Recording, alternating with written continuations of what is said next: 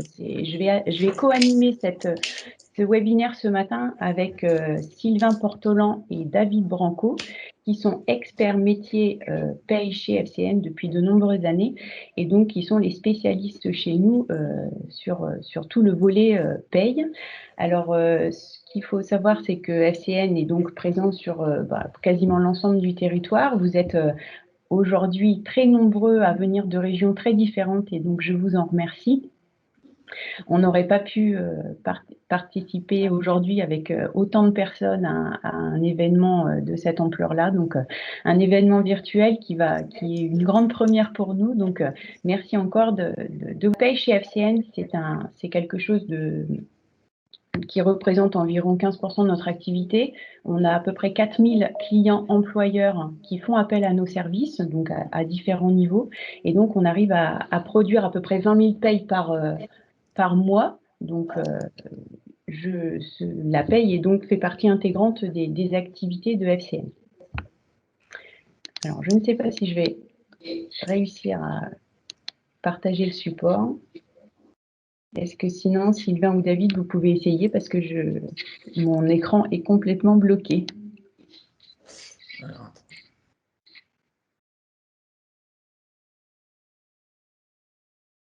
Donc, on va enregistrer ce webinaire ce matin parce que il y a quelques personnes qui n'ont pas pu y assister. Donc, on va l'enregistrer, on le rediffusera sur la chaîne YouTube de FCN. Vous pourrez y avoir accès si vous voulez revoir certaines séquences. Il n'y aura aucun souci.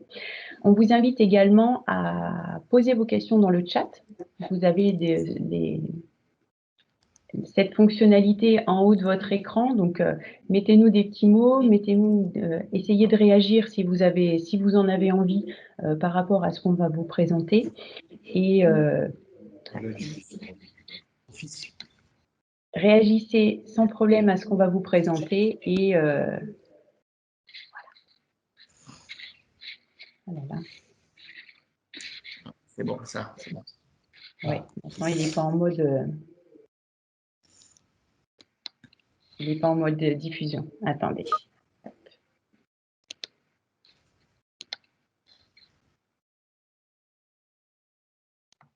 Donc, réagissez dans le chat, n'hésitez pas. Et si vous avez envie de poser une question de vive voix, vous pouvez activer votre micro et on vous invite à lever la main. Donc, c'est une fonctionnalité qu'il y a en haut de votre écran également pour pouvoir poser vos questions. Il n'y aura aucun souci. Il y aura 2 autres sessions de questions. Donc, on essaiera d'y répondre au fur et à mesure, mais il y aura deux sessions de questions au cours de cette présentation.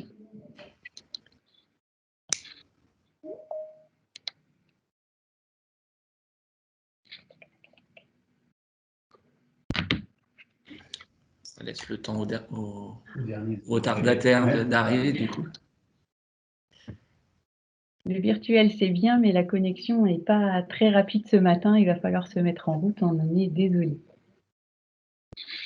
J'arrive encore à partager le support.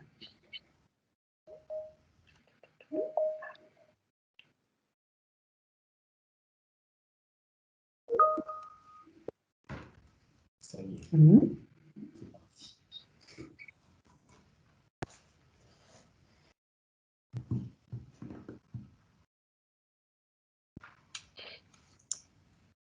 C'est bon, là, l'écran. Oui. Ben, moi, je ne l'ai pas, donc OK. Eh bien, vas-y, David. Désolée, je ne vois pas encore l'écran. Bonjour à tous et à toutes. Donc, je me présente, David Branco. Comme l'a dit Noémie, avec Sylvain, on est chargé de tout ce qui tourne autour de la paye, notamment en ce moment de Silae. Donc, on va essayer de vous présenter ce matin deux grosses fonctionnalités, à savoir mon assistant paye et le coffre-fort numérique en passant par iDoc. Donc, bonjour à tous. Donc moi, comme même le dire David, moi c'est Sylvain Portolan, expert métier paye aussi au sein de la FCN. Donc l'idée des 2 fonctionnalités dont on va vous parler aujourd'hui, c'est de gagner en efficacité en ce qui concerne la paye de vos salariés, de se tourner vers la digitalisation des payes. Voilà, FCN a entamé une grande transformation digitale au cours de notamment l'année 2020. Évidemment, la crise sanitaire nous a poussé aussi à nous transformer. On était en pleine migration vers un nouvel outil de paye plus performant quand la crise est arrivée l'année dernière à même époque. On a quasiment terminé actuellement la migration de l'ensemble des dossiers vers ce nouvel outil performant. Et donc, c'est pour ça qu'aujourd'hui, maintenant qu'on est bien opérationnel sur Silae, nous allons vous proposer d'aller un peu plus loin avec donc le portail de paye qu'on va mettre à votre disposition et la possibilité de diffuser via un coffre-fort numérique les bulletins de paye électroniques à vos salariés. Le tout évidemment pour gagner en efficacité à tous les niveaux, et pour vous et pour nous, et en sécurité et en fiabilité. Alors, on a souhaité commencer cet événement par un petit schéma pour vous expliquer, bien sûr, vous le savez, mais le fonctionnement du processus de paye actuel. Et là, je vous laisse la parole. Ouais, donc à l'heure actuelle, c'est vrai, hein, ce qui permettra de comparer avec ce qu'on vous propose. À l'heure actuelle, nos clients nous transmettent les éléments de paye, les variables de paye mensuelles, par différents supports, en fait. Donc ça, c'est la première étape. Le client nous transmet, on collecte les éléments de paye qui sont transmis par le client. Les incidents de paye, comme on les appelle, hein, les événements qui sont intervenus au cours du mois, les primes, les heures supplémentaires, les absences, etc., etc.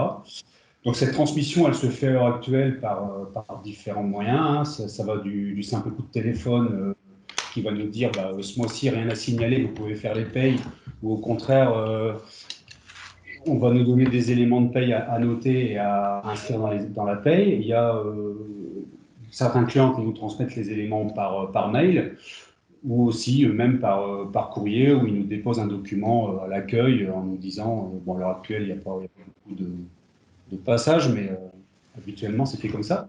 Donc, on récupère ces éléments de paye de différentes façons. On établit les bulletins de paye conformément à la législation en vigueur en matière de paye, hein. Donc, ça, c'est notre métier, c'est-à-dire produire un bulletin de paye qui soit conforme à ce que prévoit le Code du travail et les techniques de paye.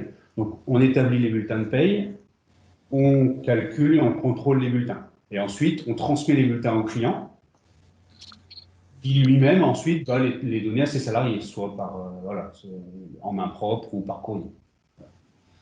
Donc la transmission, oui, en main propre ou par courrier, et à l'heure actuelle, elle se fait aussi encore parfois par mail. Donc voilà le schéma classique. Dans la majorité des cas, le processus de paie actuel, c'est celui-là. Donc l'idée, c'est de supprimer en fait certaines étapes, et notamment de sécuriser tout ce qui est transmission de flux. Donc, voilà. Parce que depuis le 25 mai 2018, nous devons respecter le RGPD, donc le Règlement général pour la protection des données. Et donc, du coup, nous tendons à éviter la transmission d'informations personnelles, notamment pour vos salariés, par mail.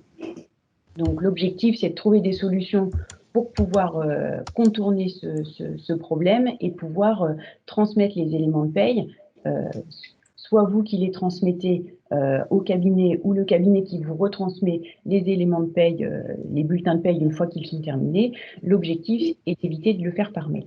Donc, on a cherché des solutions pour sécuriser les données de vos salariés, parce que vous devez les sécuriser, et nous, on est obligé de respecter le RGPD, et notamment encore plus les données sensibles telles que le numéro de sécurité sociale et le RIB, qui apparaissent tous les deux sur les bulletins de paye. Donc FCN, nous sommes sous-traitants de vous pour établir les bulletins de paye et conjointement, nous sommes obligés de sécuriser tous ces flux pour éviter la transmission par mail. Donc, l'objectif de ce webinaire, c'est de vous proposer des solutions pour sécuriser la transmission en amont et en aval de l'établissement des bulletins de paye pour vos salariés. Donc, on va vous présenter le schéma que nous avons envisagé de mettre en place avec les outils qui vont en face. Donc, le processus de paye de demain, et là, je laisse la parole à David. Donc, toujours la première étape, forcément, la collecte et la centralisation des éléments de paye par l'employeur, hein, forcément. Alors, là, par contre, on va supprimer tout ce qui est envoi ou transmission par mail, comme on vient de vous le dire, en vous proposant une solution d'accès via notre logiciel Silae pour nous transmettre ces informations.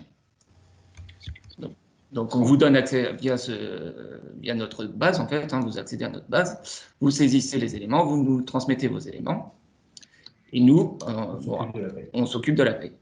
En fin de compte, par rapport au premier schéma qu'on vous a montré, effectivement, les objectifs, c'est la sécurité des données des salariés dans les envois par mail qu'il faut donc supprimer. Et après, comme c'était la remarque, la demande de beaucoup de clients, de beaucoup d'entre vous, dans le questionnaire qu'on vous a fait avant le webinaire d'aujourd'hui, c'est de sécuriser la transmission des éléments pour éviter les erreurs qui peuvent arriver quand justement on ressaisit ce qu'on nous transmet. En fait. Donc voilà, cet objectif-là, c'est comme dit David, c'est de collecter les éléments de paye via un portail sécurisé et qui va avoir deux effets, c'est de sécuriser la transmission des données et aussi de gagner en efficacité en évitant les erreurs de ressaisie. Après, l'étape suivante, donc forcément, FCN produit les bulletins. Et une fois que les bulletins sont produits, il y a la transmission des bulletins finalisés. Donc, deux solutions vous seront proposées. L'envoi vers le coffre-fort numérique, à savoir IDOC, donc ça, c'est FCN qui transmet directement dans les coffres-forts du salarié, ou la mise à disposition soit sur l'espace, soit sur l'accès qu'on vous aura donné à notre base pour aller récupérer les bulletins, soit via la jet partagée qu'on pourra avoir bientôt. N'hésitez pas à poser vos questions. Hein. Attendez. Hop.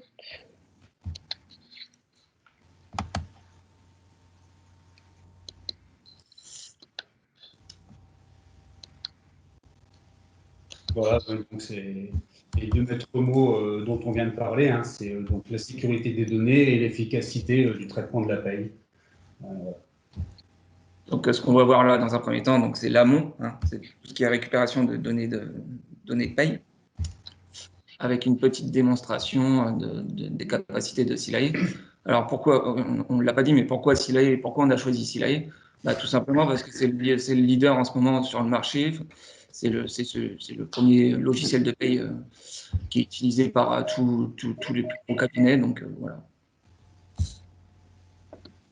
C'est un logiciel qui est très, très opérationnel, très stable, très, très fiable. Et donc, voilà. Qu'est-ce qu'il a de plus que celui qu'on utilisait avant? Alors, quel logiciel vous utilisiez avant? Celui de la FCN, c'est-à-dire… Ouais, c'était Cegid, ouais, effectivement. Enfin, ce qu'il a de plus déjà en termes d'utilisation d'ergonomie, il est déjà plus abordable pour les clients et il permet justement là, ce système-là de transmission des éléments de paye sécurisé et plutôt facile d'utilisation. Ça, c'est déjà un point au niveau de l'ergonomie. Et ensuite, dans ce qui permet, après que les payes soient établies, pardon, il va permettre à l'employeur de bénéficier de suivi RH, notamment avec des analyses qui sont possibles dans le logiciel, des analyses RH sur les rémunérations, les effectifs. Il va permettre à l'employeur de faire des suivis de visites médicales, des suivis de formation. Il va permettre aussi, alors David, on va vous le montrer après, hein, parce que rien de tel qu'une démonstration, il permet aussi de mettre en place ce qu'on appelle le portail salarié, c'est-à-dire la possibilité pour certains clients de faire passer les demandes de congés via des applications qui permettent, le salarié va demander ses congés via un applicatif qui sera supervisé par quelqu'un de chez le client et qui ensuite s'intégrera automatiquement dans la paye. Bon voilà, il permet de sécuriser tout ce traitement de la paye et de faire bénéficier à nos clients de suivi de ressources humaines intéressant. Après, Silae, ce qu'il faut savoir, c'est que c'est une solution web, donc déjà, on peut se connecter partout et tout le temps.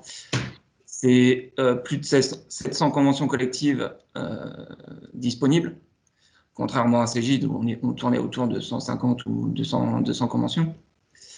Des mises à jour hebdomadaires.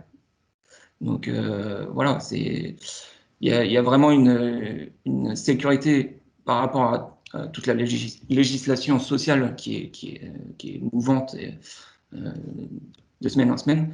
Et par rapport à ça, Silae est beaucoup plus adapté que Cegid qui était pour nous en fin de cycle.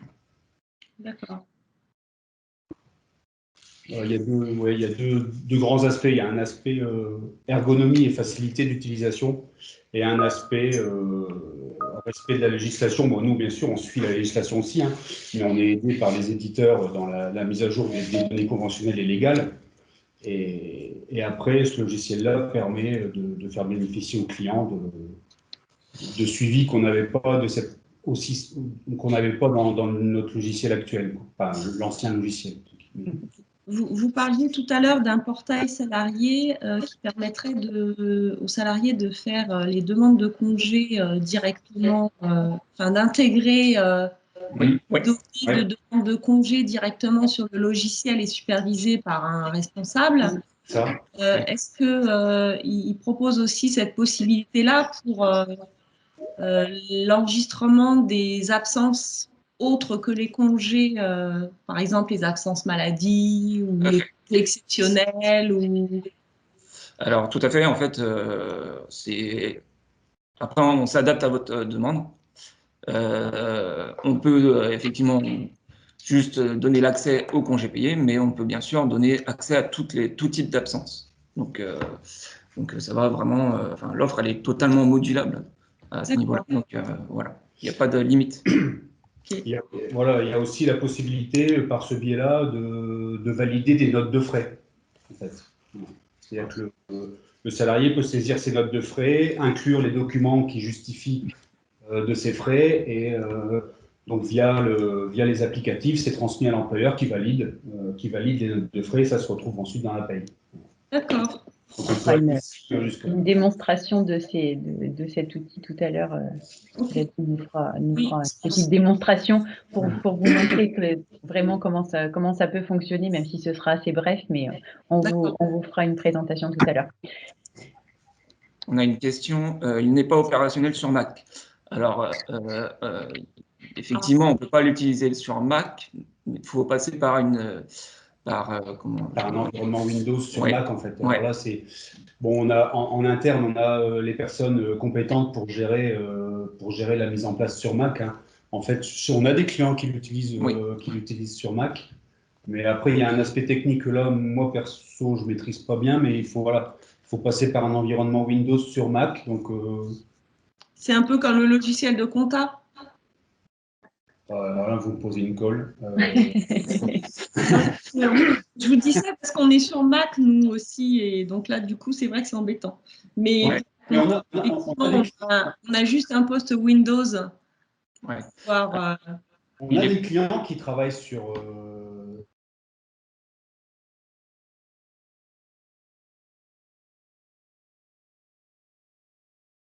faire le Windows et du coup d'accéder à ces... Voilà. Okay. faire simple. Ça reste possible. D'accord. C'est bon pour les questions. On revient sur notre présentation. Voilà, donc on va vous présenter du coup notre solution pour la transmission des éléments de paye. Et donc, on souhaite vous donner la main pour la communication directe de vos éléments de paye dans le portail sécurisé client quand vous le souhaitez, puisque c'est un accès que vous aurez tout au long du mois et que vous pourrez alimenter au fur et à mesure des événements qui peuvent intervenir sur la paye. Donc, comme vous l'avez compris, l'outil c'est Silae. Donc le leader du marché pour les logiciels dédiés aux experts comptables. C'est un logiciel qui ne peut pas être utilisé en direct par les entreprises. Donc la plateforme intuitive, innovante et sécurisée. Donc en fait, c'est vraiment intégrer au logiciel le partage et le collaboratif avec vous en tant que client employeur. Et dernier point important, respect du RGPD. Donc ça, vous communiquez directement vos éléments de paye via la plateforme Silae et du coup, nous, on les récupère directement sans transfert par mail, comme ce que je vous ai expliqué tout à l'heure. C'est un processus sécurisé qui permet de garder les informations dans un environnement sécurisé et hébergé en France qui est nécessaire pour le respect du RGPD. Donc, avec cette transmission directe des éléments de paye, ça évite la ressaisie et la ressaisie, ce qui est pas forcément le travail le plus intéressant du gestionnaire de paye, et aussi les éventuelles erreurs ou omissions, etc., qui peuvent arriver lors de la ressaisie des variables de paye. Cette ressaisie, ça fait vraiment partie des demandes des clients là, dans le questionnaire qu'on a fait avant le webinaire. Mais sachant que, comme dit Noémie, notre métier, c'est de faire une paye correcte. Hein. Le plus gros de la paye, c'est de savoir quelle législation on doit appliquer à tel ou tel événement. Donc, ce n'est pas la saisie d'heures supplémentaires ou de primes, c'est la façon dont on doit traiter ces éléments de paye en matière de législation.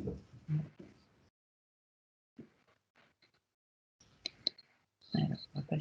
C'est l'heure de la démo, peut-être non, pas encore. Pas encore. C'est pressé. Alors, une interface paramétrée et personnalisée selon vos besoins par votre gestionnaire de paie. Donc, ça tombe bien, on avait une question dans le petit chat qui définit les droits d'accès Silae en RH. Vous, FCN, en fonction de la formule qu'on prend. Alors, effectivement, donc c'est le gestionnaire qui est en charge de votre dossier qui, suite à votre demande, vous donne les droits sur ce que vous voulez. Hein. Après, l'offre, comme je vous ai dit, elle est totalement modulable. Ça peut être l'accès à une simple partie édition, ça peut être une partie saisie des variables, comme on vient de le dire. Voilà. Enfin voilà, l'offre, elle s'adapte à vos besoins en fait. Donc, mais effectivement, c'est FCN qui définit vos droits. Donc, si vous conservez votre... Donc, du coup, oui, effectivement, comme ça, vous conservez votre interlocuteur. Hein. C'est lui qui est en première ligne, donc il est à même de connaître vos besoins. Et donc, la connexion se fait via, effectivement, des codes d'accès que le gestionnaire vous transmet. Donc, vous accédez à notre base. Hein. Vous travaillez, lorsqu'on vous donne un accès, vous accédez à la même base que nous. Donc, vous éditez, vous avez accès à vos propres documents. En fait, hein. Tout ce qu'on a chez nous sur le logiciel de paye, en fait, c'est vos données. Donc, ça vous appartient. Quelque part, ça vous appartient aussi. Hein. Donc, effectivement, on vous donne accès. Et vous aurez accès à vos éléments de paye, quelle que soit l'heure, quel que soit le jour. Si vous avez besoin de travailler sur vos éléments de paye en dehors des heures d'ouverture du bureau, vous pourrez avoir accès à vos éléments sans avoir à attendre la réponse de votre gestionnaire de paye le lendemain quand vous lui aurez posé la question. Vous pouvez aller consulter vos éléments, ils sont à vous et vous pourrez consulter vos éléments. J'avais une question à poser. Oui. Est-ce qu'on peut être à plusieurs à avoir un code et un accès sur la même entreprise? Par exemple, moi qui suis la directrice, avoir accès et la secrétaire aussi, avec chacun ses propres codes et en même temps. Parce que l'ancien, il fallait qu'il y en ait une qui se désactive pour que l'autre puisse accéder. Alors oui, effectivement, le nombre de profils qu'on peut ouvrir n'est pas limité. C'est-à-dire qu'on peut ouvrir 1, 2, 3, enfin voilà, il n'y a pas de limite à ce niveau-là. On peut même gérer Des droits différents. Des droits différents, voilà, des accès différents, il n'y a pas de problème à ce niveau-là. Oui, c'est deux profils différents, donc vous pouvez vous connecter en même temps, il n'y a pas de problème. Merci. Merci. Et en plus, il y a une gestion éventuellement de confidentialité qu'on peut avoir si on veut que certains salariés apparaissent pour un profil et pas pour l'autre. Enfin, voilà. Il y a vraiment beaucoup de possibilités avec ce logiciel.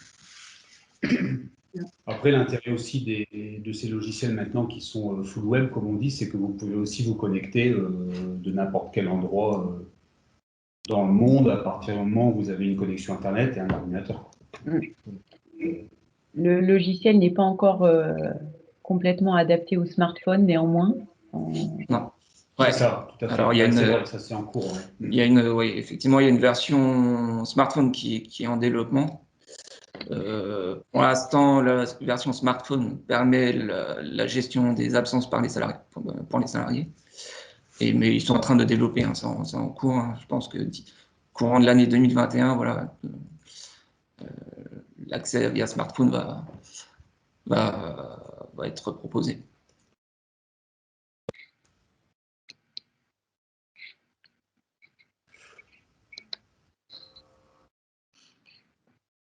Donc, voilà un petit rappel des données que vous nous transmettez. Donc, ouais, voilà, ça vous connaissez. La plupart des données que vous nous transmettez tous les mois, hein, les absences des salariés, est-ce qu'il y a eu des heures supplémentaires, est-ce qu'il y a des primes à verser, est-ce qu'il y a eu des acomptes. Voilà. Donc, ça, c'est les données qui nous sont transmises tous les mois, via jusqu'à maintenant différents moyens, l'objectif étant d'uniformiser et de sécuriser tout ça par l'utilisation du portail. Il y a une question qui vient d'arriver. Ouais. Alors, si nos données de paye sont transmises sous tableur Excel, pouvons-nous continuer à transmettre notre tableur? Alors, bien sûr, il n'y a pas de problème, vous pouvez transmettre votre Excel. Alors, ce qu'on va vous proposer pour faciliter la transmission, c'est qu'on va formaliser en fait votre tableur pour qu'on puisse l'intégrer dans Silari, afin d'éviter cette ressaisie d'éléments, voilà, d'éviter tout risque d'erreur. Après, la ressaisie directe dans le portail, j'ai envie de dire que les éléments soient saisis dans un tableur Excel ou directement dans le portail, on voit que c'est voilà, similaire. Ce sera certainement plus sécurisé plutôt que d'envoyer après l'Excel par mail. Bon, voilà, c'est à privilégier quand même la saisie directe dans le portail. Puisque de toute façon, saisie, il y aura. Après, on peut même faire, pour quelqu'un qui voudrait garder son tableur Excel, comme dit David, on peut vous proposer, pour éviter la ressaisie, c'est de retravailler votre tableau Excel pour qu'il puisse s'intégrer dans Silari. À la rigueur, vous, le client, vous pourriez très bien, vous, l'intégrer dans le portail, et puis, mais tout en gardant votre tableau Excel, vous l'intégrez dans le portail, et puis nous, on prend le relais, quoi. Désolée, je suis arrivée peut-être un petit peu en retard, mais toutes ces données, ce n'est pas nous qui les mettons directement sur le serveur, c'est vous qui faites ça. Je n'ai pas très bien compris. Parce que d'habitude, c'est nous qui rentrons toutes les données, les acomptes, les primes, on va sur une plateforme et on rentre les choses. Là, c'est vous qui le faites. Je n'ai pas assisté tout au début, peut-être que je n'ai pas compris.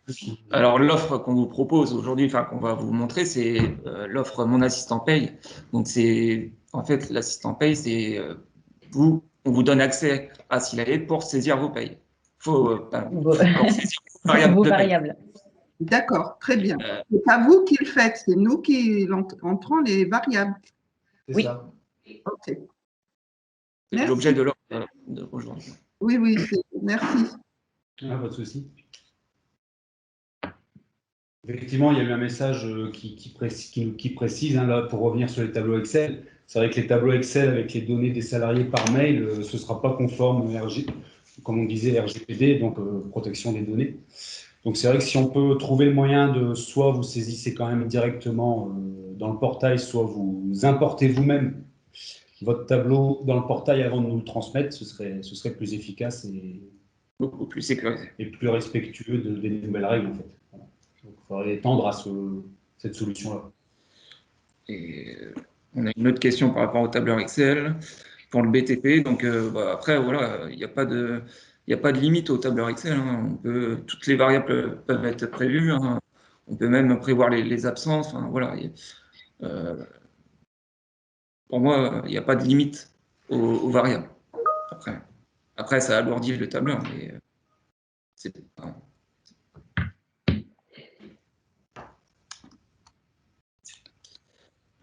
Alors, on a plusieurs questions. Peut-on faire une extraction des données Silarié vers un Excel? Bien sûr, oui. Tous les éléments qui sont dans le logiciel, qui se trouvent dans Silarié, on peut les extraire via Excel. On peut les ouvrir dans un tableur, en fait. Toutes les données sociales et fiscales sont exportables dans un tableau Excel. Et le portail peut être renseigné au fil de l'eau. Il y a une question aussi sur le portail peut-il être renseigné au fil de l'eau? Oui. Le client peut renseigner ses éléments de paye au cours du mois quand les éléments de paye lui arrivent, en fait. Et à la fin du mois, quand il aura fini de saisir les éléments de paye au fil de l'eau, par contre, après, il faut valider une bonne fois pour toutes l'ensemble des éléments et nous les transmettre.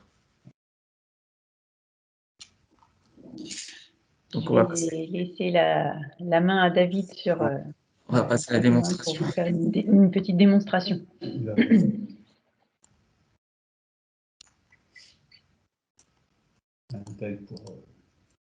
Donc là, David va se placer côté client, hein, c'est-à-dire que.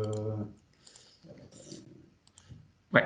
Donc vous, quand vous saisissez l'adresse, vous recevrez vos identifiants de la part de votre gestionnaire de paye une fois que vos accès auront été ouverts. Vous recevrez un mail avec code utilisateur et mot de passe. Un mot de passe temporaire qui pourra être modifié, parce que souvent les mots de passe temporaires ils sont compliqués, mais le mot de passe peut être modifié. Donc vous recevrez également dans le mail le lien pour vous connecter à Silarié. Donc vous arriverez sur cette interface. Donc vous renseignez votre identifiant, votre mot de passe, pas de problème, vous entrez et vous arrivez donc sur votre interface. Donc sur Silarié, c'est ce qu'on appelle l'état d'avancement, c'est le menu général, c'est à partir d'ici que tout se passe en fait. Donc là, on se trouve dans le cadre de mon assistant paye. Donc mon assistant paye, c'est une offre qui permet de, voilà, comme on vous l'a dit, de donner accès à tout ou partie du logiciel. Donc aujourd'hui, on va essentiellement voir la saisie des variables, mais voilà, on peut proposer la partie. La consultation des fiches salariés, les éditions, les générations des OD de salaire, enfin, il y a différentes possibilités qui peuvent être activées. Voilà. Donc aujourd'hui, là, c'est un accès partiel, enfin, ce qu'on appelle saisie des variables, avec la possibilité en consultation de voir la fiche société. Donc voilà, c'est juste une visualisation, une consultation, tout à fait. La même chose au niveau des salariés. Donc là, c'est vraiment limité. Hein, mais bon, c'est pour éviter tout risque de modification et d'erreur derrière, hein, du coup. Mais voilà, vous avez accès en visualisation de votre fiche société et fiche salarié. Ensuite, vous avez toute une partie traitement mois, donc c'est la saisie des éléments variables, qui est décomposée en quatre menus, avec le petit sigle euro pour la saisie des acomptes. Donc voilà, hein, la saisie des acomptes qui se font. Alors, ce qu'il faut savoir sur Silarié, c'est une saisie en masse. Donc on saisit vraiment, c'est comme un tableau Excel, hein, finalement. On vient renseigner les données pour l'ensemble des salariés. Là, par exemple, pour les acomptes, on fait sur la droite ajouter une date d'acompte. On rentre le mois ou la date complète, peu importe.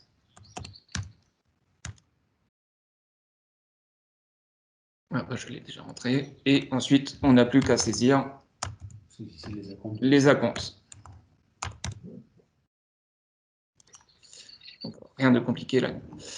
Donc, comme on vous disait, tout est exportable via tableur. Si vous voulez garder une copie, il n'y a pas de problème. Vous pouvez l'imprimer, l'envoyer par mail. Enfin, voilà. Il y a plein de possibilités. On verra qu'à la fin de la saisie, vous pouvez aussi, vous aurez un résumé de tout ce que vous avez saisi, et qui peut être, je pense, je crois qu'on a aussi cette possibilité d'ouvrir, d'imprimer de toute façon le suivi. Vous pouvez également, en utilisant le clic droit, éventuellement saisir un message que vous voulez laisser au collaborateur.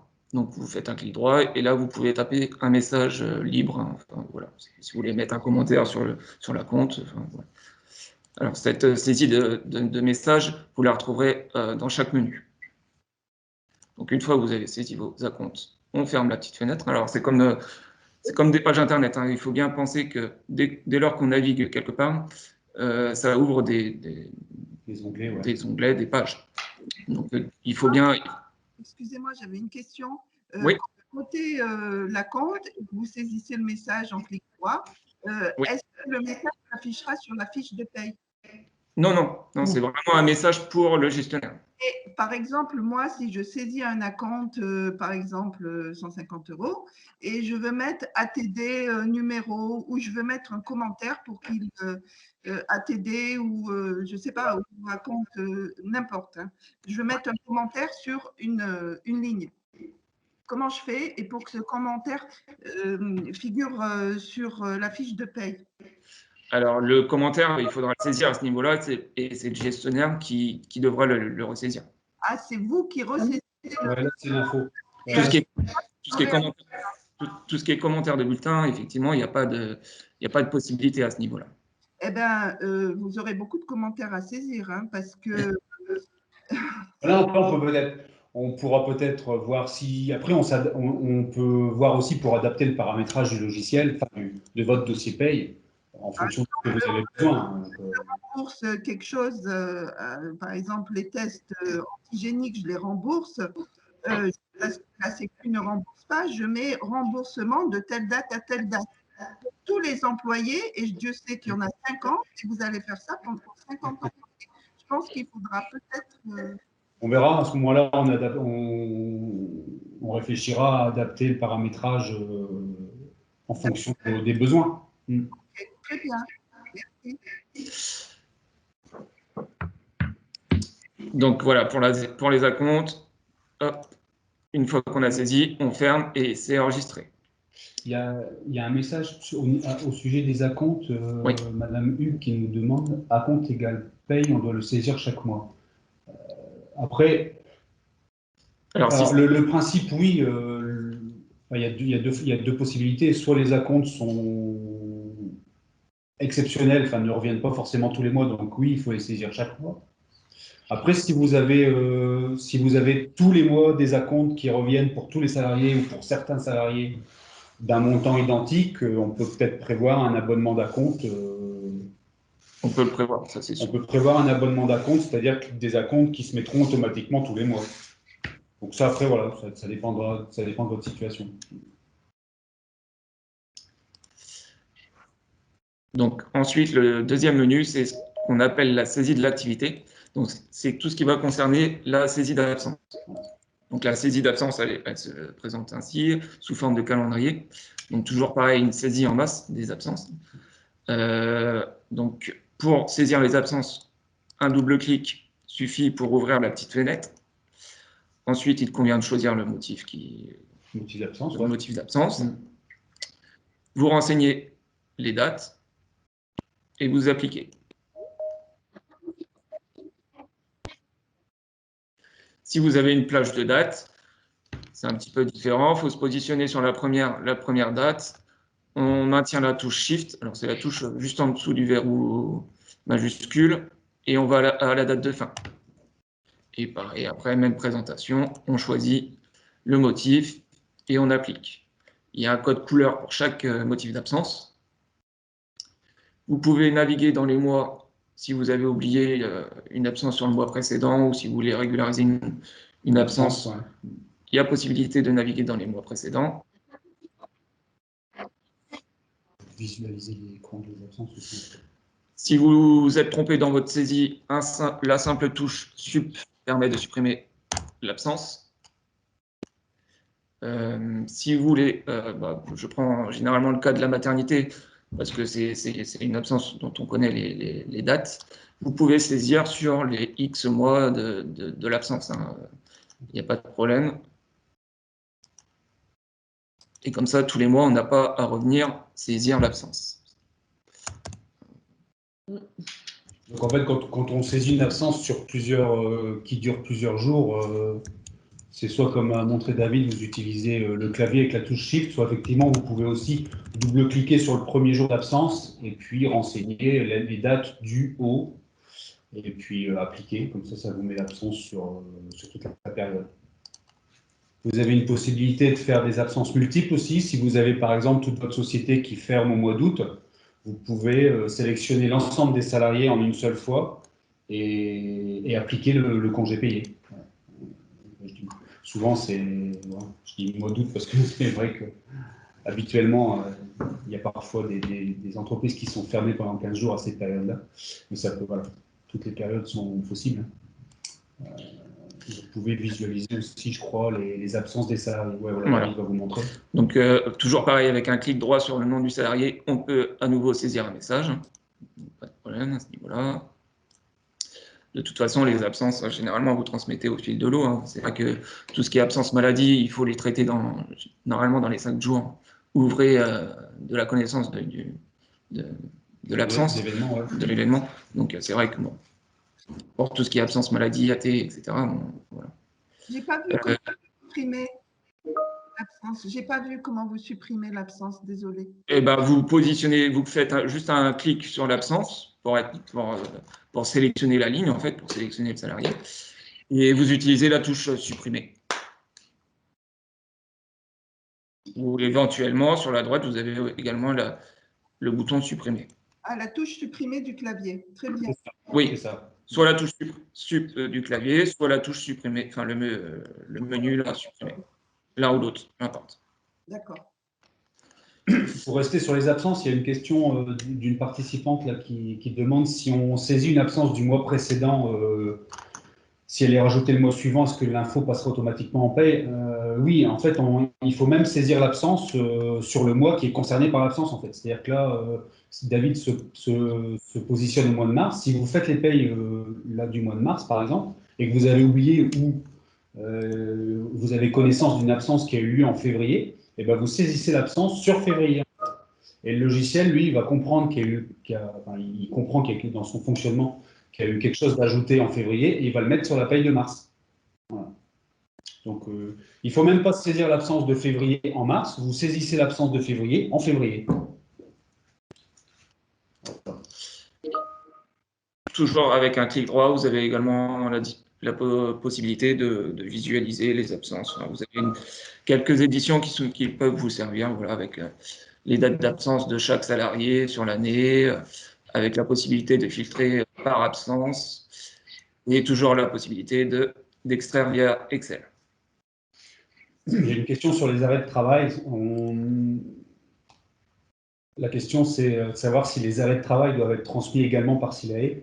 En fait, les arrêts de travail, donc maladie, maternité ou autre, c'est une exception au niveau du fonctionnement, mais il y a deux choses. Vous pouvez saisir l'absence maladie sur votre portail. Nous, on aura connaissance de toute façon qu'il y a eu une absence puisque la connexion, le lien se fait directement. Nous, en temps réel, on sait ce que vous avez saisi. Par contre, il faut toujours que vous envoyiez au cabinet copie de l'attestation de l'arrêt de travail afin que le cabinet fasse la déclaration sociale nominative, la DSN, dans les 5 jours de l'arrêt. Donc, en fait, vous pouvez saisir l'arrêt de travail, mais il faut également transmettre l'arrêt maladie à votre gestionnaire de paye pour qu'il fasse la DSN événementielle. La DSN ne se fait pas automatiquement à la saisie sur la fiche de paye. Il vous faut vraiment l'arrêt de travail aussi? Ouais. Bah oui. Si vous faites, ça dépend quelle fonction vous avez, quel droit vous avez dans le logiciel en fait. Si vous êtes en saisie de variable pure comme ce qu'on vous montre là, c'est toujours au gestionnaire de paye de faire la DSN. La DSN ne se fait pas automatiquement. C'est une action de notre part. Et du coup, vous avez besoin de l'arrêt de travail. On doit vous la scanner et l'envoyer. Tout à fait. Ouais, parce que voilà, On ne peut pas se baser sur des dates. Nous, il nous faut le document officiel pour faire la DSN. on aime bien vérifier les dates d'arrêt. Du coup, les données, elles sont plus sécurisées puisque sur les arrêts de travail, il y a le numéro de sécurité sociale. Donc, si on le renvoie par mail, on n'est plus dans un système sécurisé et du respect de la RGPD. Ouais, on est d'accord. Mais c'est pour ça que tout à l'heure, on vous parlait de la GED. Mais voilà, la GED partagée, elle est en développement. Hein. Enfin, elle est déjà accessible, mais c'est vrai qu'on On peut pas y déposer. Les clients ne peuvent pas y déposer des documents, mais c'est l'objectif pour les prochains mois. Ouais. Comment on envoie l'arrêt? Alors, Il y a une question sur les tickets restaurants. ouais, les tickets restaurants, oui, peuvent être paramétrés. Il faut savoir que le logiciel, tout ce qui est prévu en matière de paye, le logiciel l'a prévu.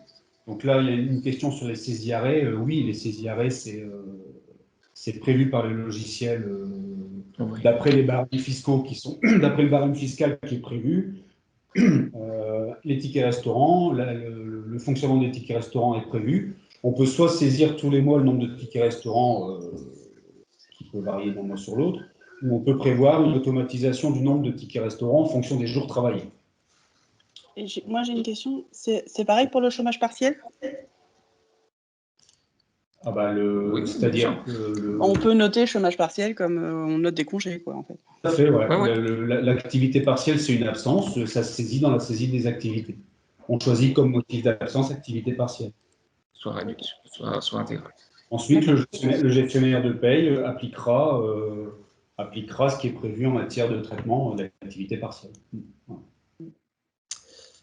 Donc voilà pour la saisie des absences. Donc c'est vraiment une interface qui est abordable à tout le monde. Enfin, contrairement à ce qu'on connaissait nous sur Cegid où c'était un peu plus rudimentaire, là, voilà. Au niveau ergonomie, on y gagne. Donc une fois qu'on a saisi les absences, toujours pareil, on ferme et c'est validé. Il nous reste les deux derniers menus, la saisie des heures, donc la saisie des heures sup.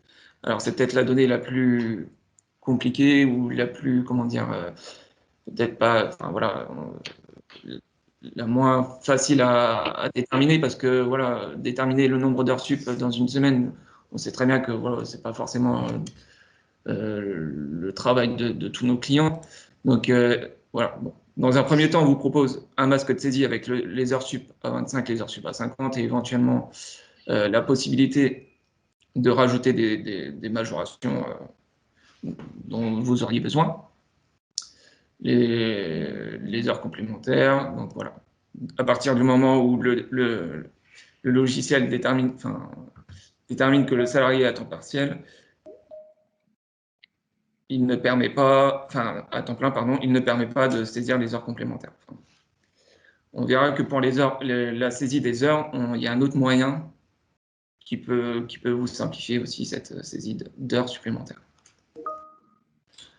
Contrairement aux deux menus précédents, il faut, une fois que la saisie est terminée, confirmer votre saisie. Alors, je confirme. On a rédigé un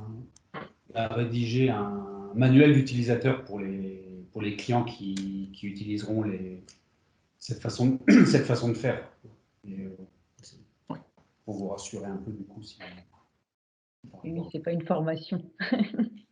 Mais après, voilà, de toute façon, il y a beaucoup de choses à apprendre. Ouais, parce que là, on montre beaucoup de choses sur un laps de temps restreint, mais voilà, votre gestionnaire de paye, il sera là pour vous accompagner dans la mise en place. Les premières saisies, c'est forcément nouveau, donc ça prend plus de temps et il y a des échanges qui se font un peu plus souvent avec le gestionnaire de paye. Après, ça roule. Excusez-moi, vous pouvez revenir sur la saisie des heures, s'il vous plaît? Est-ce qu'il calcule les heures sup ou pas? J'ai pas bien suivi là, excusez-moi. Non, effectivement, c'est ce que je vous disais, c'est que là, les heures sup, c'est à vous de les déterminer, de les calculer. Il faut que la personne soit là. Après, c'est une saisie qui peut être mise de côté, mais il faut être capable de savoir décompter les heures supplémentaires sur une semaine. Ok. Mais effectivement, dans Silae, il existe un autre mode de saisie du temps de travail qui se présente sous forme de calendrier où vous allez renseigner le nombre d'heures fait quotidiennement par le salarié et ensuite Silarié détermine les heures sup, calcule automatiquement les heures sup faites dans la semaine. Donc il y a un autre mode de saisie qui est disponible. Bon là, on ne vous le montre pas, mais avoir voilà. le temps. Ouais. Donc voilà pour la saisie des heures. D'accord, donc on aura un manuel, mais en aucun cas on aura une petite formation de départ pour la saisie. Bien sûr. Ouais, on va essayer de faire ce qu'on appelle des tutos. Donc on va essayer de faire des tutos voilà, de 4-5 minutes maximum sur tous ces points-là et qu'on va vous mettre à disposition, évidemment. Ok. Vous serez pas, Et s'il y a vraiment besoin, une formation pourra être faite. Vous serez toujours accompagné. Ce sont des particularités. Où est-ce qu'on retrouve les heures de formation, s'il vous plaît? Alors, en fait, là, le masque, c'est un masque qui est prédéfini par Silarié ou par le collaborateur paye. Après, celui-ci, il est modulable et personnalisable. Alors. Il n'y a pas de souci à ce niveau-là. D'accord. J'ai une connexion.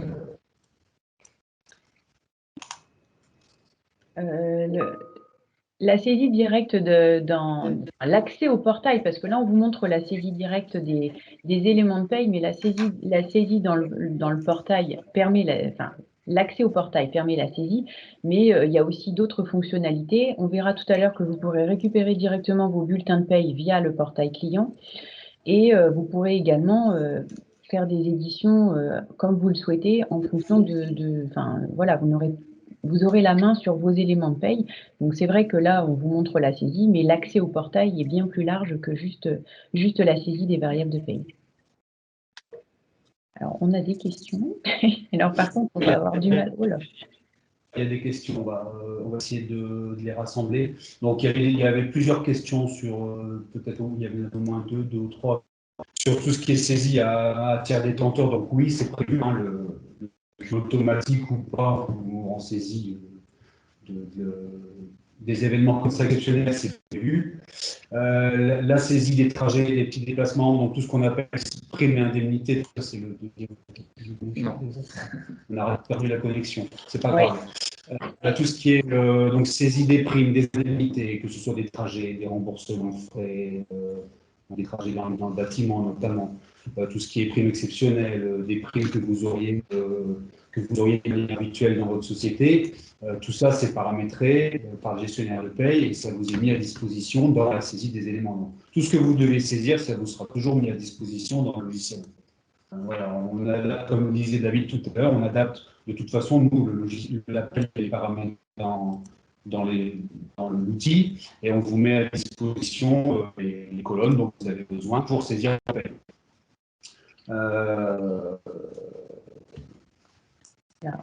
On a Lucie qui a levé la main. Je vais vous laisser rallumer votre micro et poser votre question tant qu'on rétablisse la connexion. C'était ma question tout à l'heure, donc c'est bon, on m'a répondu pour les Ah d'accord, excusez-moi alors. Merci. Donc voilà, les questions où saisit-on les frais de déplacement. Donc comme disait David tout à l'heure, quand le client se connecte pour saisir ses éléments de paye, ça se passe en quatre, il y a quatre blocs à saisir. Les acomptes, les absences, alors on revoit donc les acomptes, les absences, les heures, et après c'est tout ce qui ils appellent ça dans ce qu'il y a éléments variables, c'est tout ce qui est prime, indemnité, tous les autres éléments que vous pouvez avoir en paye, que ce soit en haut du bulletin ou en bas du bulletin. Des remboursements de frais, des primes, Donc voilà. Donc, là, David, il vous a montré les acomptes. On va aller un peu plus vite sur la démonstration, parce qu'on a encore plein d'autres choses à vous dire et le temps file. La saisie des éléments variables. Donc voilà, la saisie des éléments variables, donc c'est tout le reste, prime, indemnité, etc. Voilà. Après, ce masque, il est personnalisable également à souhait, suivant vos variables habituelles. Voilà. Donc ça, c'est à voir au gestionnaire. Il est totalement personnalisable. Donc pareil, toujours pareil, une saisie en masse. Là, toujours la possibilité de laisser un commentaire. Et voilà. Donc, en cas de méchance, c'est une saisie comme dans un tableur, hein, toujours pareil, comme dans une feuille Excel. Donc, il n'y a pas de problème là-dessus. Et comme pour les heures, il faut obligatoirement confirmer. Donc, une fois qu'on confirme, on arrive au dernier menu qui rappelle votre saisie, la validation des éléments variables. Donc, en fait, ça récapitule toute votre saisie. Donc, en un seul écran, vous pouvez voir toute votre saisie, donc tout ce qui est heure, acompte, absence, etc. Vous pouvez également l'exporter via un Excel pour vous l'imprimer. Enfin, voilà. Si vous vous rendez compte que vous avez fait une erreur ou un oubli, vous pouvez double-cliquer et ça vous emmène directement à l'endroit pour ressaisir. Donc voilà, c'est vraiment bien fait et très abordable. Donc une fois que le paramétrage est en effet réalisé par le gestionnaire de paye chez FCN en Oui, fonction des particularités de votre dossier. Voilà, tout à fait. C'est pour ça qu'on disait tout à l'heure que le gestionnaire reste votre interlocuteur parce que c'est celui qui connaît le mieux votre dossier, hein, bien sûr. Donc, une fois qu'on a saisi, le fait de confirmer les heures et les primes, voilà, on a le petit V vert. Ce qui veut dire que désormais, vous pouvez, en tapant oui, valider et transmettre, du coup, les infos à votre gestionnaire. Le fait de taper oui, votre gestionnaire reçoit un mail pour lui dire que vous avez fini de saisir vos variables et que, voilà, que c'est à lui de travailler. Vous avez un petit menu travail collaboratif où vous pouvez suivre l'état d'avancement en fait, de vos bulletins. Donc là, la saisie elle a été validée. Là, on a un petit V vert, les éléments de variables sont validés. Donc là, c'est au gestionnaire d'aller saisir les bulletins. Il y a une question sur la gestion des entrées-sorties. Ça dépendra des droits qu'on peut ouvrir aux clients pour la gestion des entrées-sorties du salarié. Par défaut, je dirais qu'il faut passer par le gestionnaire de paye comme maintenant, sauf pour les clients qui seraient autonomes sur la gestion des entrées-sorties. Donc là, on vous montre vraiment l'aspect que saisie des variables. Après, il y a des clients qui sont autonomes sur la paye, qui font la paye eux-mêmes de A à Z tout en utilisant notre outil. Donc voilà, après, ça dépend des droits qu'on ouvre en fonction des besoins. Et on a un dernier petit menu qui peut vous servir, c'est le menu documentation, où vous aurez accès à votre convention collective. Un petit menu documentation qui est pas mal fait. Alors, ce n'est pas votre convention collective en intégralité, hein, c'est vraiment un condensé de votre convention, avec tout ce qui est prévu en matière de primes, d'absence, de maintien de salaire. Enfin voilà, ça vous donne une petite visu sur votre convention collective si vous avez besoin de vérifier un certain point. Vous avez également la possibilité d'avoir la classification, les derniers avenants qui sont sortis, avec l'extension ou pas. Et en double-cliquant sur la petite feuille bleue, vous arrivez directement au décret pour vérifier, voilà, si vous voulez les liens. Donc voilà, il y a vraiment une documentation assez importante et qu'il ne faut pas hésiter à aller voir. Donc voilà pour ce qui est de mon assistant paye. Donc là, on a vu essentiellement tout ce qui était saisie des variables. Et voilà, on peut vous donner accès à plein d'autres possibilités, notamment les éditions, enfin voilà, plein de petits modules. 3 questions qui sont tombées. Une fois transmis au gestionnaire, est-ce qu'on peut, et qu'il y a une erreur de saisie, est-ce que vous pouvez modifier? Donc, pour modifier la saisie que vous avez faite, il faut demander au gestionnaire de paye qui vous réouvre la possibilité de saisir. Parce qu'une fois que vous avez transmis vos éléments, vous ne pouvez plus les modifier. Si vous voulez vraiment remodifier certains éléments parce que vous avez eu quelque chose qui est arrivé en cours de route, il faut contacter le gestionnaire de paye pour qu'il vous redonne accès à la saisie des éléments. Et après, il faudra revalider votre saisie. Il n'y a pas de date, il y a une question sur les dates limites de validation. Je dirais qu'après, ça dépend à quel moment vous voulez vos payes. Il y a un temps de traitement à prévoir du côté du gestionnaire de paye. Donc, il n'y a pas de date limite de validation. Alors, nous, dans le cycle, on peut déterminer des dates. C'est-à-dire qu'on peut dire à telle date, si le client n'a pas fini de saisir, il peut recevoir un mail pour le prévenir de saisir ses variables. Mais voilà, on peut avoir quelques alertes comme ça pour Après, la date de validation pour la transmission, c'est on est lié on est soumis aux règles légales, notamment en matière de DSN, qui doivent être faites le 5 ou le 15 de chaque mois. Après, voilà, ça dépend de vos besoins en termes de date de paye, à quel moment vous voulez la paye. Et il y a une question sur la base docu pour ceux qui n'ont pas de convention. Oui, il y a une base documentaire pour ceux qui n'ont pas de convention, comme pour ceux qui ont des conventions. On arrête là pour la démonstration. Code du travail, oui, pour le code du travail. Je n'ai pas compris la question également de base docu pour le travail. Le logiciel contient une base documentaire, propre à chaque convention collective, mais il a aussi une base documentaire générale sur toutes les techniques de paye. Et il explique dans ses notes comment appliquer dans le logiciel telle ou telle obligation légale. Ah oui, bien sûr, les bulletins de salaire sont établis en tenant compte des particularités de chaque convention. Ah oui, c'est notre métier. Alors, il y a Martine qui a levé la main. Je vais vous laisser allumer votre micro et après, on passera peut-être à la suite. Oui, ma question, en fait, j'avais posé une question par rapport à la transmission des données de l'activité partielle. Est-ce qu'on peut extraire ce qu'on a saisi dans les absences? Voilà. Est-ce qu'on peut extraire le document et pour l'intégrer directement dans le document de la demande d'activité partielle? Alors, il y a une édition qui existe, qui a été pré-paramétrée par Silae, qui permet justement une fois que les bulletins sont calculés et validés, qui permet justement de générer un fichier XML, il me semble, et de l'intégrer directement dans la base de l'ASP. D'accord. Ok. Merci. Voilà. Merci. Alors, je vais reprendre la main si la démonstration et si vous êtes allé au bout de la démonstration parce qu'il nous reste peu de temps pour tout ce qu'on avait encore à évoquer avec nos participants, sans vouloir trop prendre leur temps de matinée. J'ai relancé le PowerPoint, je n'ai pas plus de connexion que tout à l'heure. Nous, on l'a à l'écran. D'accord, oui, alors par contre, c'est pas du tout. Ça a redémarré au début. Donc,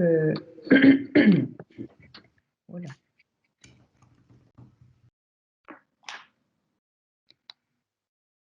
Alors, pour le coffre-fort, on va y venir dans la deuxième partie. On va répondre à la question de Sylvie.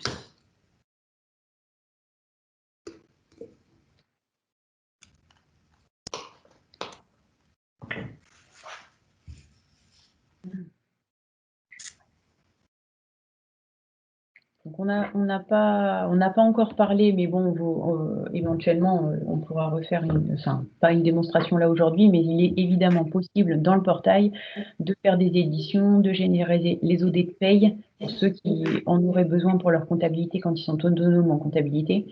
Et vous pourrez consulter les fiches salariés et toutes les données historiques. Alors, Silae, nous, on est passé sur Silae en 2020 pour l'essentiel de nos clients, certains encore en début d'année 2021. D'ici quelques mois, quelques années, vous aurez un historique beaucoup plus complet et avec évidemment des comparatifs et autres qui pourront être générés. Pour l'instant, c'est encore un petit peu récent. On avait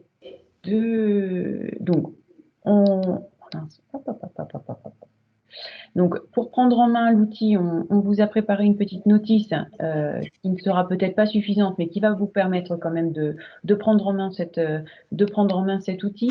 On a un accompagnement qui pourra être mis en œuvre et une formation complémentaire sur mesure si vous en faites la demande. Alors, les gestionnaires de paye sont à même de vous apporter une première étape pour vous former, pour vous paramétrer le logiciel. Pour que ce soit le plus facile possible pour vous.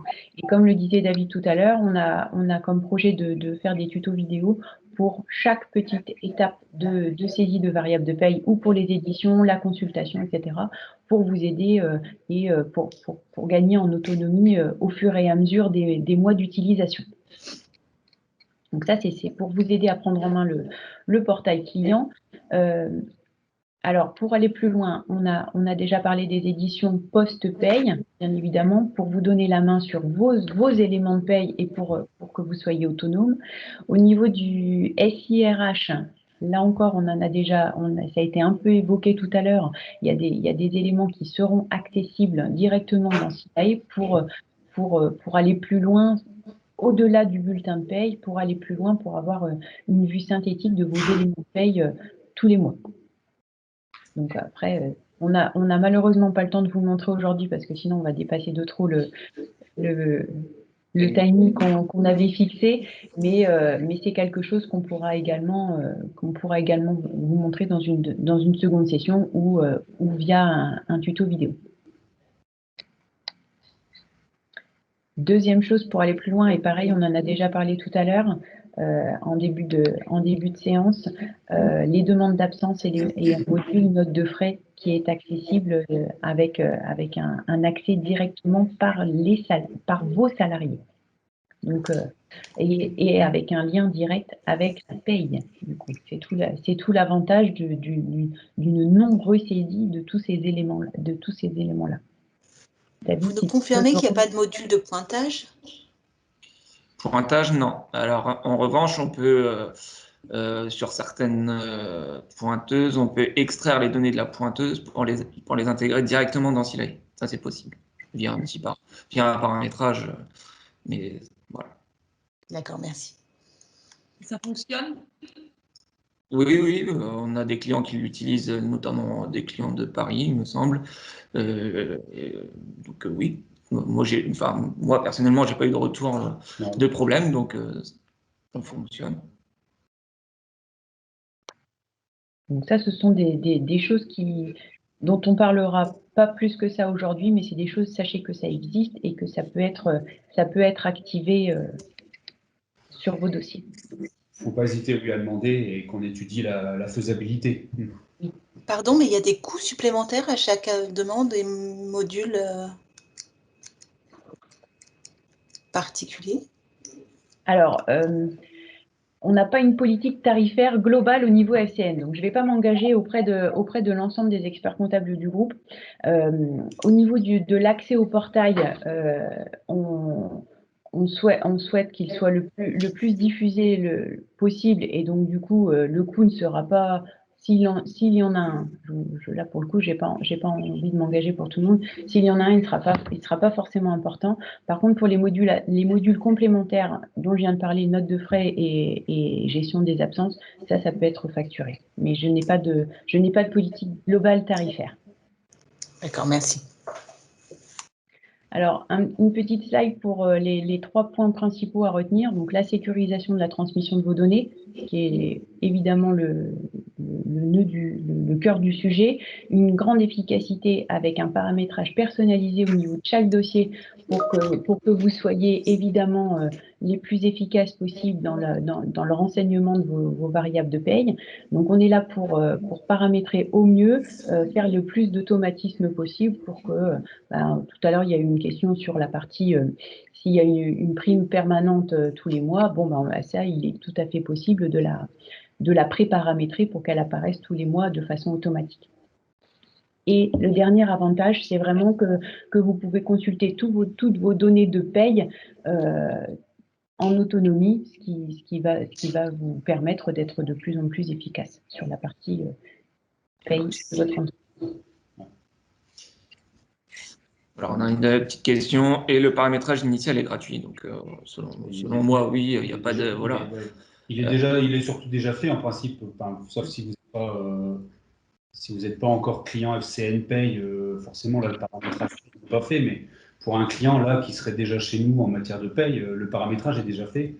Après, voilà, ça s'ajuste, on ajuste en fonction des besoins, mais il n'y a pas de raison pas de facturation. Une facturation, sauf vraiment en demande particulière, effectivement. Paramétrage qui demanderait vraiment beaucoup de temps.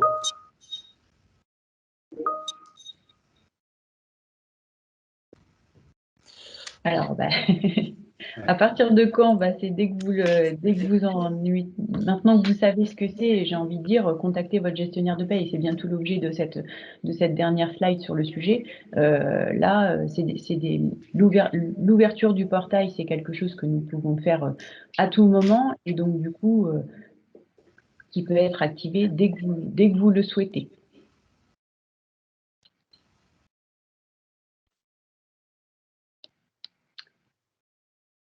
Les questions, je pense que nous en avons déjà eu. Oui. Un accès. Alors, bonjour, les employés bénéficient-ils d'un accès personnel? Ont-ils accès à leur bulletin de paye? Et leur donner contrat. Et leur donner contrat. Alors, et leur contrat de travail. Ouais. Les salariés, voilà. Bon, je vois pas trop l'intérêt de donner l'accès aux salariés à votre base. Ouais, à Silaï. En revanche, si vous voulez qu'ils aient accès à leur bulletin, vous pouvez effectivement, via IDOC, leur donner la possibilité d'avoir accès à leur bulletin.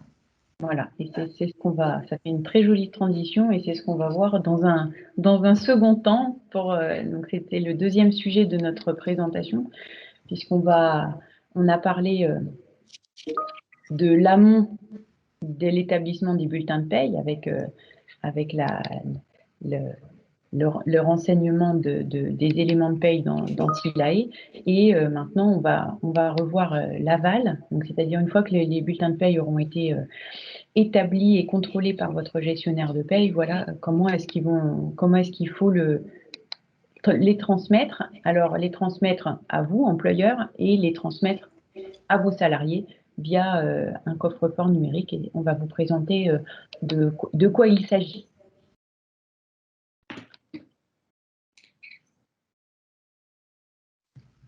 Alors, un petit rappel rapide sur le schéma qu'on vous a présenté tout à l'heure.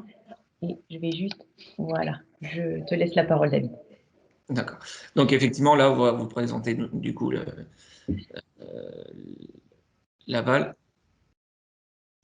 avec la transmission des bulletins, donc soit par la solution du portail paye, donc c'est la JET partagée, donc qui est en cours de développement. Ou directement dans le portail qu'on a présenté. Oui, au Mon Assistant Paye, effectivement, avec l'offre Mon Assistant Paye, on peut vous donner accès directement au bulletin, ou par l'offre du bulletin du coffre-fort numérique, en passant par IDOC.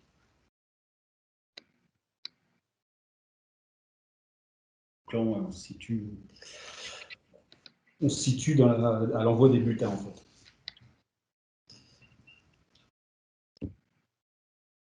Donc, via l'offre Mon Assistant Paye, vous pourrez consulter et télécharger les bulletins à tout moment, ça, il n'y a pas de problème. Vous pourrez les éditer, les rééditer.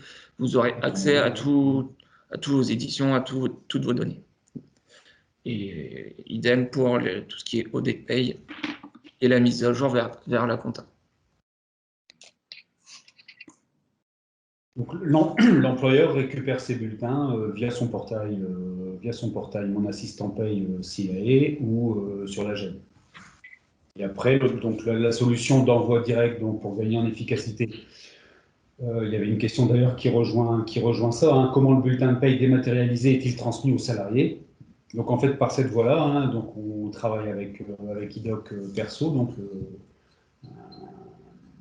un opérateur, enfin pas un opérateur, un éditeur de coffre-fort numérique.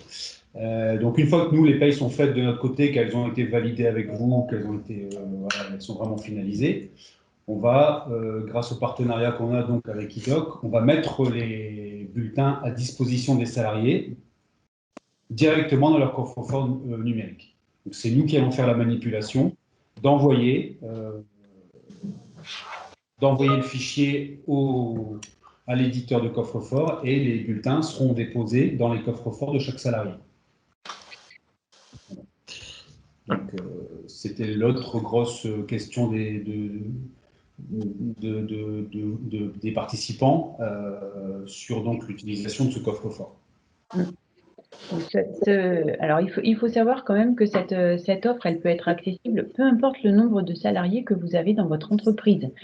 Ce n'est pas réservé aux grosses entreprises qui pourraient avoir plus de 50 salariés, pas du tout. Si vous avez que quelques salariés ou même un, nous pouvons activer le coffre-fort numérique pour votre salarié. Donc, on va vous expliquer comment ça fonctionne.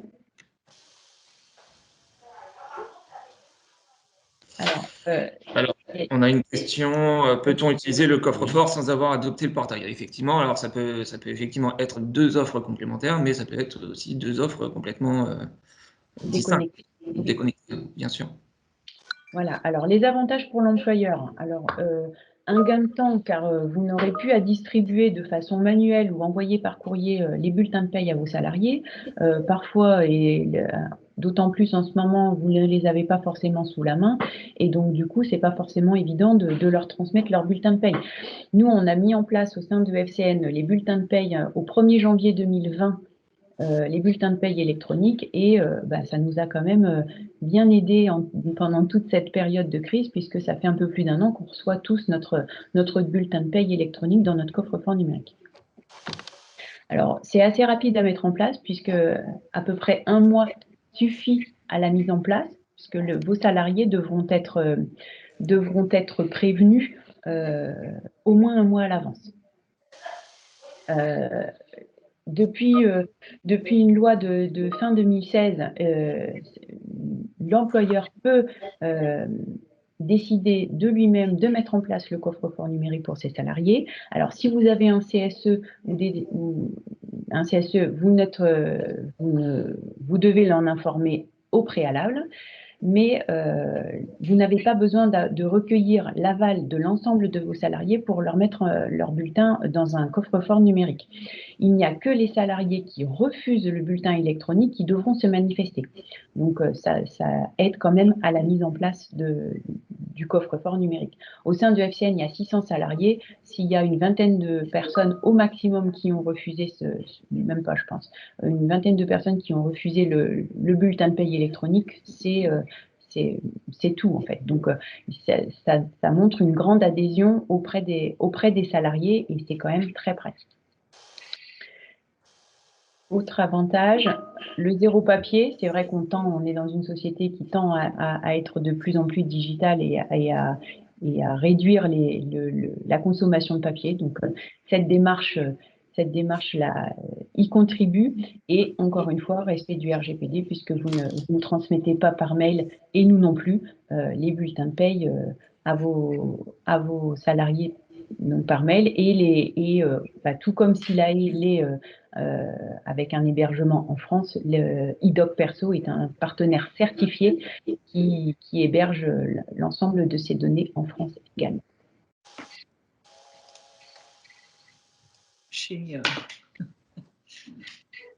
Alors, il y a des questions, si vous voulez prendre la parole, allez-y. Un salarié sorti de la société aura-t-il encore accès à son coffre-fort après son départ? Donc effectivement, l'ensemble des coffres-forts sont créés à partir d'adresses mail personnelles. Donc voilà, si le salarié vient sortir, il gardera l'accès complet à son coffre-fort. Oui. Il gardera l'accès complet, ce sera non facturé à l'employeur, le coffre-fort numérique, et non facturé non plus au salarié. Donc, il gardera son coffre-fort numérique à vie. Il pourra stocker, on le verra, d'autres éléments que ses bulletins de paye. Et éventuellement, s'il change l'employeur qui utilise la même solution, il pourra également récupérer ses futurs bulletins de paye directement dans son coffre-fort numérique. Dans le même coffre-fort numérique. Moi, j'avais une question par rapport aux salariés qui refusent. Oui. Quelle est la solution? Alors, s'il refuse, il doit vous en informer de façon certaine, écrite. Donc, on vous fournira un courrier type que vous pourrez lui transmettre.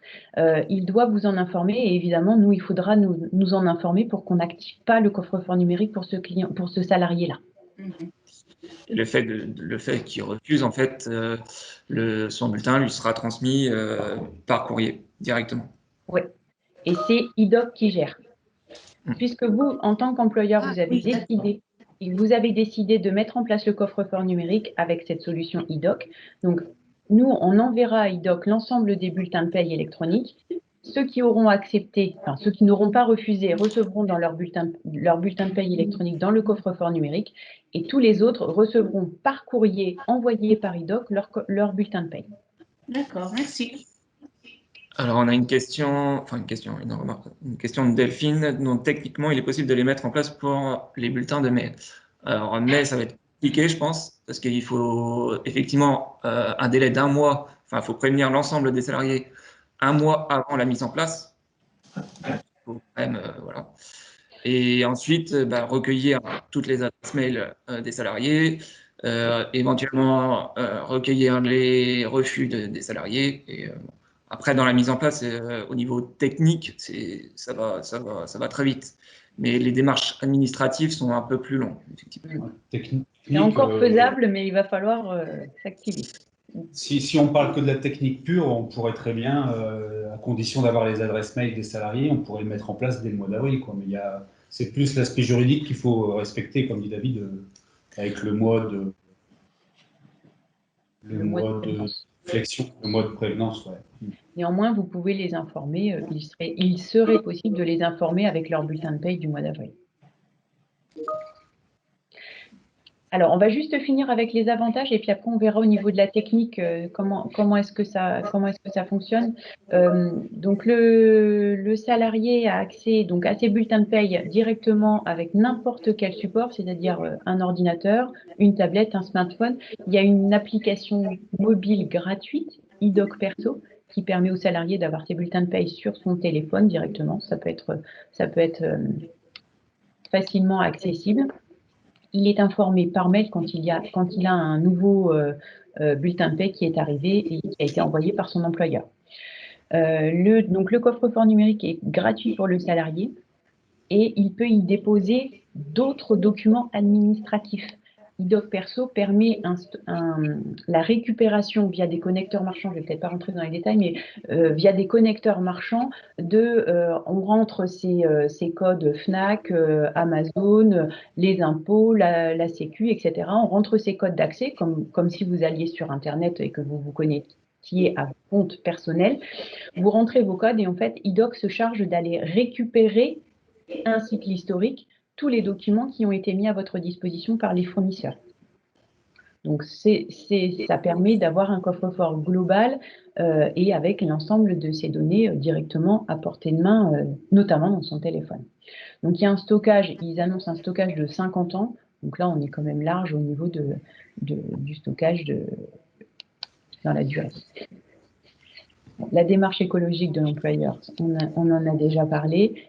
Et le salarié garde son coffre-fort numérique à son départ, que ce soit pour un départ volontaire parce qu'il change d'employeur ou à son départ à la retraite.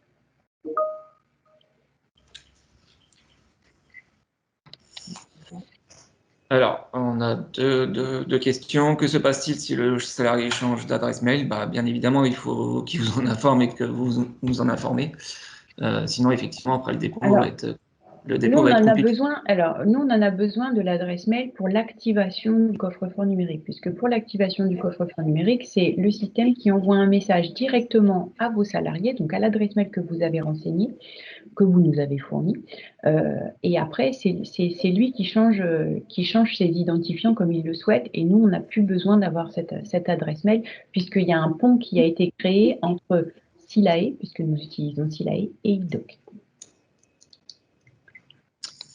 Et deuxième question, alors vous avez une présentation PDF du coffre-fort numérique afin de pouvoir le présenter aux salariés. Donc effectivement, en fin de présentation, il y a des petites vidéos justement qu'on vous propose. Mais il y a, effectivement, on peut vous mettre à disposition également. Oui, on pourra faire un petit document plus synthétique. On a une lettre d'information pour les clients, pour les salariés, pour vos salariés, qui a été rédigée et qu'on pourra mettre à votre disposition, qui explique dans les grandes lignes ce qu'est le coffre-fort numérique avec IDOC. Donc ça c'est de toute façon déjà prêt. On pourra éventuellement refaire un petit fascicule si vous le souhaitez et qu'on pourra mettre à disposition des employeurs qui mettent en place le coffre-fort numérique pour leurs salariés. c'est quelque chose qu'on peut mettre en plus. Alors, au niveau des étapes de mise en place, pardon. Non, je disais juste pour rebondir sur ce que disait Dominique, qu'effectivement, nous, en interne, on utilise ce système depuis plus d'1 an maintenant. Hein. Oui, tout à fait. Quel est le coût pour l'employeur? Pardon? Quel est le coût pour l'employeur? Alors, comme tout à l'heure, je ne vais pas m'engager pour l'ensemble des experts comptables du groupe. Néanmoins, on va nous facturer un coût par bulletin, avec un coût supplémentaire pour les bulletins qui seront envoyés par la poste. Donc, l'objectif de cette mise en place, c'est de moins qu'un temps, oui. L'objectif de cette mise en place, c'est que ce soit pas forcément très onéreux ni pour nous ni pour vous. On va conseiller 50 centimes du bulletin de paye électronique, donc par mois et donc par bulletin de paye déposé dans le coffre-fort numérique. Voilà, c'est le tarif que nous préconisons. Maintenant, je ne veux pas m'engager sur l'ensemble des experts comptables de FCM. Alors, une petite slide par rapport à la démarche administrative. Donc, effectivement, si vous avez un CSE, il faut savoir qu'il y a 3 mois de mise en place, parce qu'il faut effectivement informer le CSE en amont. Donc, il faut organiser une réunion, récupérer leur avis, et donc c'est pour ça qu'il y a 3 mois de mise en place supplémentaire lorsqu'on a un CSE. Si on n'a pas de CSE, 1 mois suffit avec l'envoi d'un courrier d'information aux salariés, le recueil des refus, la récupération des adresses mail, et ensuite après, la mise en place technique va très vite. Oui. Et donc, si l'avis du CSE est défavorable, impossible de mettre ça en place? Tout à fait, oui. D'accord. Alors, c'est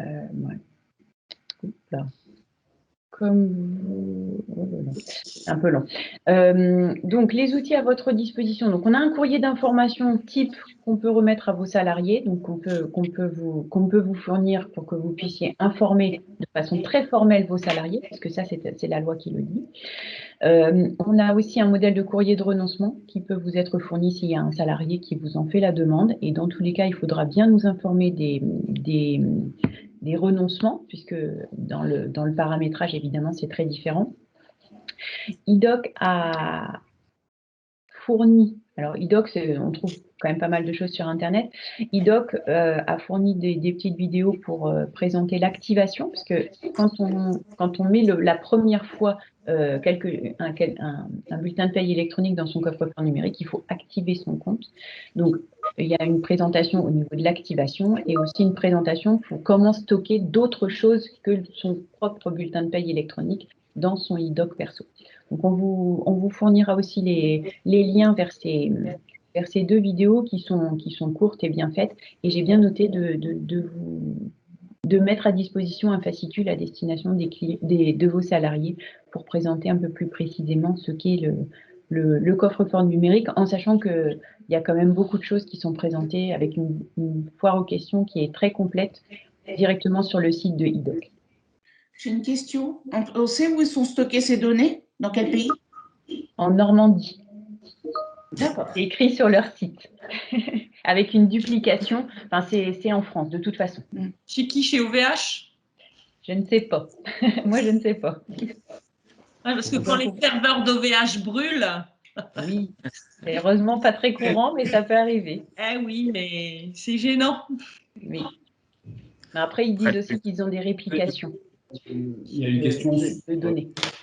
Il y a une question sur la réédition des bulletins. Bon, vous gardez toujours la main pour la possibilité de rééditer les bulletins via votre portail de paye. Hein.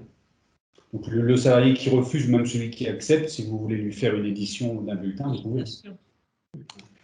Et si tous les salariés refusent IDOC, comment fait-on? Il faut garder le même système qu'aujourd'hui, c'est-à-dire que vous devez remettre les bulletins en main propre aux salariés ou les renvoyer par courrier. Mais à vous de le faire, du coup. Vous avez à la fois parlé d'un stockage à vie et d'un stockage sur 50 ans, du coup. Les deux communications sont faites en fait. Donc bon, après, à partir de maintenant, quand on met des choses dans notre coffre-fort numérique, bon, des bulletins de paye plus de 50 ans, après, je pense qu'on n'en a plus besoin de toute façon. Mais bon, c'est vrai qu'il parle des deux échéances, donc je ne sais pas. D'accord, merci. J'ai une question. Si on quitte notre cabinet comptable, pardon. Alors ça, faut pas. C'est pas possible. Après, il faut tout arrêter, et le portail, et renoncer à IDOC. Ou alors, je pense que c'est. Alors, IDOC fonctionne avec. Commence à fonctionner avec beaucoup de cabinets comptables. Donc, si l'autre cabinet utilise le même système, je pense qu'il y a une portabilité possible. D'accord. Mais les documents restent accessibles sur IDOC. Oui. Pour vos salariés, ça ne changera rien de toute façon. Après, ils n'auront plus. Si l'autre cabinet utilise IDOC, je pense que c'est possible de continuer à remettre les nouveaux bulletins de paye dans les mêmes coffres-forts numériques. Mais il faut quand même qu'ils utilisent le même système, parce qu'il y en a d'autres, notamment PeopleDoc. Il y a d'autres systèmes qui existent actuellement sur le marché. Nous, c'est celui-ci qu'on a choisi. Et qu'on utilise pour nous. Donc, c'est qu'il est performant. Et enfin, est-ce que vous savez s'il est associé au compte personnel d'activité? Visiblement, c'est une obligation. Non, on m'a posé cette question, je la. Je ne sais pas. Très bien. Je ne sais pas du tout. Ouais, non, effectivement, j'ai pas la réponse. On note la question, on va regarder par rapport au CPA, effectivement. Merci, merci beaucoup. L'employeur petit. Alors, l'employeur. Vous avez posé la question, je vais peut-être noter le. L'employeur petit. Est-ce que la plateforme est associée au compte personnel d'activité? Ok. On vous apportera une réponse. Merci beaucoup. Merci. Alors, on a une autre question. L'employeur peut-il avoir accès au coffre-fort numérique avec l'accord du salarié dans le cas il ne serait pas encore équipé d'Internet, ordi, etc. pour édition des bulletins? Le coffre-fort numérique, c'est un coffre-fort personnel. Personnel, et l'employeur n'y a pas accès. De toute façon, nous n'avons pas les codes d'accès des clients, des salariés. Nous ne pouvons pas accéder au coffre-fort numérique de nos salariés. Mais IDOC est accessible via smartphone. Enfin, voilà. Donc, voilà. Même si le salarié n'a pas d'ordinateur, il peut, via son téléphone, normalement récupérer par l'application ses bulletins. L'application est accessible sur Apple et sur Android.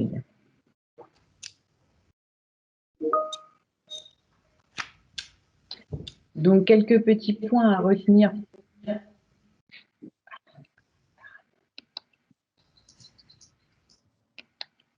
Rapidité de mise en place, simplicité, gain pour l'employeur, évidemment, puisque vous n'aurez plus besoin de vous préoccuper de la distribution des bulletins de paye pour vos salariés.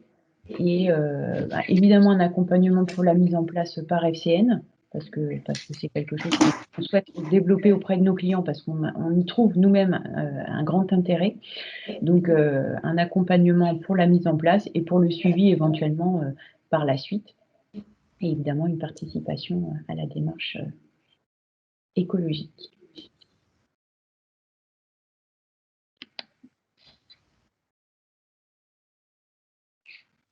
Nous en avons terminé avec la présentation de IDOC. Je ne sais pas si vous avez encore d'autres questions, notamment sur le coffre-fort numérique. Moi, j'avais une question par rapport aux CDD de courte durée. Est-ce qu'on est obligé de les intégrer dedans ou pas? Alors pour moi, à partir du moment où on l'a activé pour l'employeur, c'est possible. Néanmoins, le salarié peut le refuser. Tout à fait. D'accord. Mais c'est pas l'employeur qui peut dire, ben non, vous êtes là que pour une journée, je vous mets pas sur le. D'accord. Je pense qu'à partir du moment où l'employeur a décidé de mettre en place le coffre-fort numérique, c'est pour l'intégralité de ses salariés. D'accord. Ok, merci. Excusez-moi, dans le coffre-fort numérique, on y mettra les soldes de tout compte. Et le retour du solde de tout compte signé par l'employé, comment ça se passera?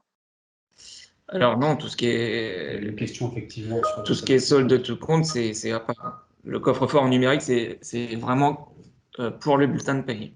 C'est tout. Ok. Tout ce qui est attestation pour l'emploi, Très bien, tout ce qui est attestation et reçu, ça sera transmis via la GED ou via votre portail. ok, merci.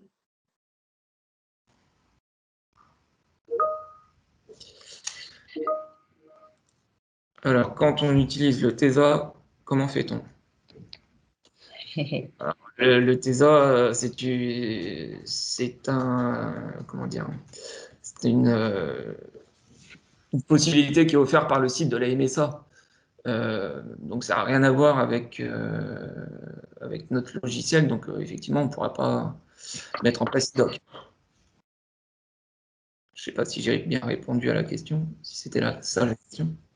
Mais effectivement, si vous voulez mettre en place IDOC via, alors que vous utilisez le TESA, pour moi, ce n'est pas possible. Puisque les bulletins sont produits par la MSA.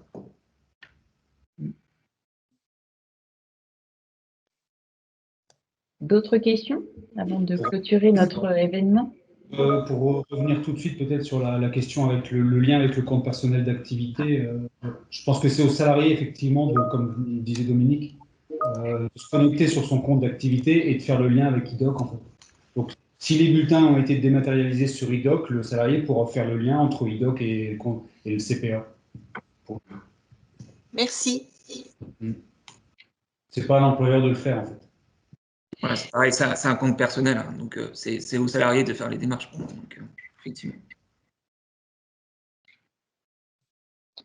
Bon, ben, je pense que nous en avons terminé avec notre événement. On vous remercie beaucoup pour les nombreuses questions que vous nous avez posées, parce que du coup, ça a été très animé et du coup, ça a suscité beaucoup d'intérêt. Donc, je vous en remercie. On reste à disposition si vous avez d'autres questions. Donc, je vous ai mis nos adresses mail si vous avez des questions, mais après, vous pouvez vous rapprocher évidemment de vos gestionnaires de paye en direct qui sont au fait de toutes ces présentations également. Et pour finir, on va vous envoyer un petit questionnaire de satisfaction. Si vous pouvez prendre quelques minutes pour le compléter, ça nous ferait le plus grand plaisir. Et on vous fera parvenir le support et le lien vers le replay quand il sera mis en ligne, si vous voulez revoir quelques séquences. Voilà. Donc, je vous remercie beaucoup pour votre attention. Merci au nom de tout FCN. Nous avons réussi à faire cet événement. On est désolé pour le démarrage qui a été un peu compliqué au niveau du réseau et on espère que ça ne vous a pas trop dérangé dans votre séquence. Merci beaucoup. Voilà. Bonne journée. Merci. Bonne journée à vous. Au revoir.